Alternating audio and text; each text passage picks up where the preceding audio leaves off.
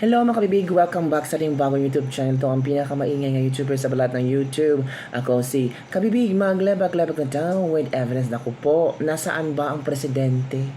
Binagyo ang bata ni Signal number 5, Leon na Leon. Kasi siya, Kabibig, tigre siya Nasaan bang ating Pangulo? Bakit wala pang press con? Ihintayin pa ba natin na humupa ang bagyo? Bakit walang nagbigay ng ano ba? Kumusta na po pa Pangulong Bongbong Marcos? Nasaan po kayo? Ay nako, inuna ni Pangulong Bongbong Marcos ang kasal ni Young Guns, Mix Nograles at ni Chino. Ay nagkasal pala yung dalawa. Opo. At nandun si Pangulong Bongbong Marcos. Nakita ko nga, nandun na si Cheese Escudero. So, inuna nila yung presidente, yung Senate President, baka yung ibang kongresista, ay nandun sa kasalang Mix Nograles at Chino Mario. Nako po, kabibig. Hinahanap na po kayo, Pangulong Bongbong Marcos, kung saan po kayo nagtago. Baka pag magpa-press con po kayo, makikita pa namin yung puti sa baba mo ba, yung icing ng cake. Baka nakalimutan nyo po bagyo po sa Pilipinas ngayon. Baka nagparty-party pa po kayo sa kasal. Baka bukas po hindi po kayo makagising ng maaga para sa press con. Sa Batanes po, signal number 5. Sobrang lakas po, signal number 5 na po yan ano naman po ang ating maging rason? Sa sobrang binaha kasi sa sobrang rainfall, o di ba kaya sabihin mo is hindi nakapag ready ang mamamayan, kaya maraming nasirang flood control projects. Lahat na lang po, meron kayong rason, hindi po kayo nagrason na ako ang dahilan kung bakit nagaganito. Kaya ang kabibig, kung si BP Sara ay sa panahon ng kalamidad, hindi mahagilap na mga supporter ni BBM ay hinahanapan nilang paraan, hinahanap nila, ginamitan nilang magic ba kung saan makita si BP Sara. Yung panahon ng Christine, si BP Sara umatin ng kasal. Ngayon, kahit umatin si BP Sara ng kasal, ang OVP, ang aga-aga, nagluluto na, nag-i-impake na, nagre-repack na ng mga ibibigay na mga relief goods. Nakahanda na yung mga lalaking sasakyan, yung mga lugaw, para at least maibsan yung gutom sa mga apektadong lugar ng binaha. Pero si Pangulong Bongbong Marcos that time, umaga na nagpa-press con. Tapos ang sagot pa niya, wala talaga. Hintay tayo ng humupa ang baha. Pero ngayon, natapos na ang Christine, alam naman natin papasok si Leon, dapat sana ngayon nagpa-press con na siya, or kahapon ba nagpa-press con siya. Pero meron bang press con, kabibig? Hindi ko alam, meron ba? Para yatang wala na. Parang ang mga tao immune na sa kanya, na parang wala siyang pakialam kung may bagyo. Ngayon, lalo na ngayon, nag-attend siya sa kasal ni Mix Nograles. Makakalimutan talaga nila ang bagyo. Diba? Ang nasa isip nila, mag-enjoy sila, mag-party, mag-drink ng red wine, white wine, champagne. Ganun ang iniisip nila, mag-enjoy sila, habang yung mga taga-Batanes, giniginaw, takot, yung mga bahay, giba, binaha, ang project naman, flood control project na naman, nasaan na naman? Diba? Nasaan ang Pangulo? Tulog. Ay, hindi pala, nag-party. Diba? Umati ng kasal. Hindi ba pwedeng ma-postpone? Ngayon, kami na naman ang magsalita, ha? Kasi nung panahon ng Bagyong Christine, kayo, atat kayo kay BP Sara. Hinahanap nyo ang Vice Presidente. Sinasabi nyo na, yung si Sara na yan, wala talagang magawa. Nagtatago talaga magpanahon kalamidad. Ngayon, nasaan si BBM? Nag-atin ng party. Nag-atin ng kasal. Ninong pa.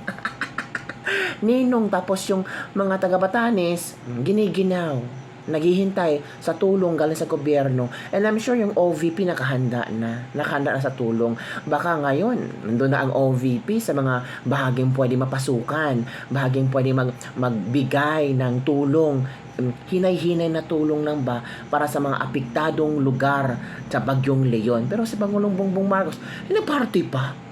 Baka kakanta pa yan. Nako, no? Dami pala nabudol ni BBM. So bukas maghintay tayo sa press con nila, no. Iisipin lang natin kung ano kaya ang rason ni BBM, bakit hindi siya nakapag-press con ulit. Baka sabihin niya, I'm sorry nakalimutan ko may bagyo pala. Uy, alam niyo, buti pa si Pangulong Duterte. Eh, bakit, kabibig? Pumunta siya sa mga nasalanta sa Bagyong Christine. Hinalikan pa yung kabaong. Si Bongbong ba? Pumunta ba? Pumunta ka, bibig? Ano ka ba? Pumunta, dumaan lang. Dumaan lang. Bakit? Para ano? Dumaan siya para magbigay ng ayuda at cash assistance. Hindi man lang niya binisita yung mga namatay sa bagyo. Wala siyang pakialam dyan. Tapos nag-aerial inspection siya, patingin-tingin. Meron nga picture na lahat ng mga nasa picture naka-point sa isang specific na lugar. Parang, uy, picturean nyo kami ha, para sabihin, gumagawa kami ng aming trabaho. Kalerke naman mga taong ito. Ay, nako, kabibig. Ito ba ang bansa natin ngayon? Rampant ang droga. Tapos proud na proud pa si Martin Romualdez na umaahon na daw ang Pilipinas. Ano umaahon? Umaahon sa baha? Umaahon na sa kahirapan, sama-sama talaga tayong babangon muli. Uy, ano ba naman yan? Until now, naniniwala pa rin kayo sa motto na yan nga, sama-sama tayong babangon muli. Hindi, sama-sama tayong babahain muli. Hindi naka ready yung gobyerno natin. O bukas, mapapress ko niyan. O yung iba tulog.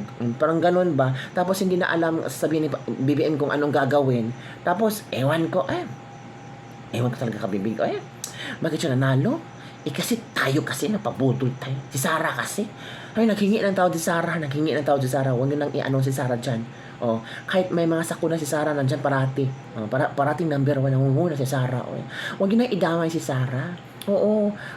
Yung OVP, nako, always on the ground. Nakita niyo ba si Sarah na sumali sa OVP na mamigay? Wala, kasi hindi siya epal.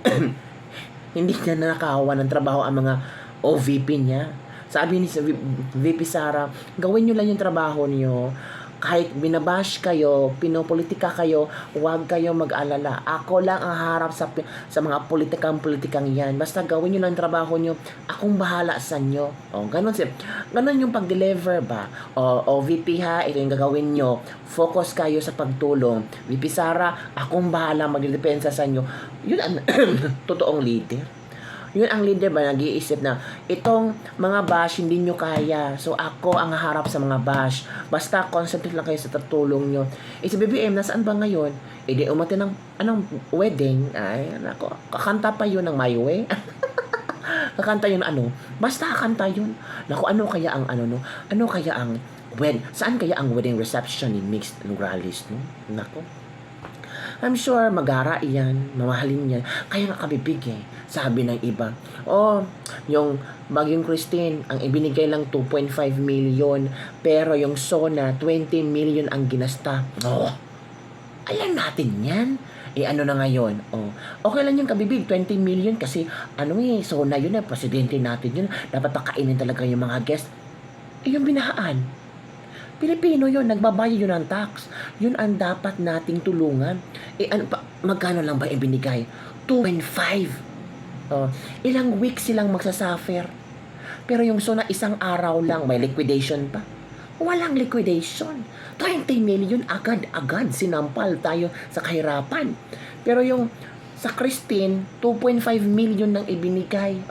Yung 2.5, i-divide pa yan sa ilang mga lugar sa Batangas ba, sa Bicol, sa Naga ba, i-divide pa yun. Kaya nga ako din pasalamat din tayo sa OVP kasi kahit konting tulong na maibigay sa OVP, alam nyo naman, kakatasan pa nga ng budget, natural, mahirap talaga ang OVP. Hindi naman sila pwedeng mag-accept ng mga private na mga donations kasi bawal yan, diba? So kung ano lang ang kanilang maibigay sa kanilang budget, yun lang talaga. Mabuti na lang may mga DDS supporters na naggawa-gawa din ba ng mga tulong. So ngayon, Batanes na naman. Nasama si BBM, nagparty pa. Umaten pa ng wedding, kumanta. Napapicture pa. So yun lang kabibig ang ating latest lebak-lebak for today. Ito lang ay hinanaing obserbasyon sa isang simpleng Pilipino na napapagod na sa Pilipinas. Sa kung ano pa na yan sa Pilipinas. Ay grabe. Sana yung pangako ni BBM, sama-sama tayong babangon muli. Sana baka tells about them na kami lang ang babangon. Babangon yung pangalan namin. Pero tayong Pilipino, lugmok na lugmok pa rin. Gutom na gutom pa rin. So yun lang kabibig ang aking Lebak for today. Bukas baka magpa-press con si BBM. Tingnan natin baka may pa-bring house siya ng cake, lechon at iba pang sobra-sobra sa kasal ni Mix Nograles. Yun lang kabibig. Bye everyone. See you next time.